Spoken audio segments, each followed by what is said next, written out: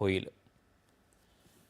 पंतप्रधान नरेंद्र मोदी आज सेशल्सचे राष्ट्राध्यक्ष डॉक्टर पॅट्रिक हर्मिनी यांची नवी दिल्ली इथं भेट घेणार असून यावेळी दोन्ही नेत्यांमध्ये द्विपक्षीय, प्रादेशिक आणि परस्पर हिताच्या आंतरराष्ट्रीय मुद्द्यांवर चर्चा होणार आहे।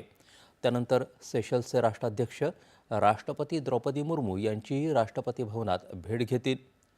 सेशल्सचे राष्ट्राध्यक्ष 6 दिवसांच्या भारत दौऱ्यावरती आलेले आहेत। या दौऱ्यात त्यांनी प्रथम चेन्नई आणि मुंबईला भेट दिली।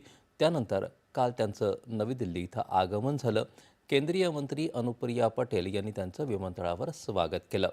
हिंद महासागर क्षेत्रात सेशल्स हा भारताचा प्रमुख सागरी शेजारी असून महासागर अर्थात सर्वांसाठी सुरक्षा आणि विकास या भारताच्या दृष्टिकोनात आणि ग्लोबल साऊथ संदर्भातल्या भारताच्या वचनबद्धतेत त्याचं महत्त्वाचं स्थान आहे। भारत आणि सेशल्स यांच्यातल्या राजनैतिक संबंधांना 50 वर्ष पूर्ण होत असल्याच्या प्रसंगी राष्ट्राध्यक्ष डॉक्टर पॅट्रिक हर्मिनी यांच्या भारत दौऱ्याला विशेष महत्त्व प्राप्त झालं आहे। त्यांच्या या भेटीमुळे दोन्ही राष्ट्रांमधल्या व्यापक सहकार्याला आणखी गती मिळेल, तसंच नागरिकांच्या परस्पर संबंधांच्या दृष्टीनं प्रगती होईल। तत्पूर्वी आपल्या मुंबई दौऱ्यात सेशल्सच्या राष्ट्राध्यक्षांनी काल मुख्यमंत्री देवेंद्र फडणवीस यांची भेट घेतली। यावेळी त्यांच्यात विविध विषयांवर चर्चा झाली।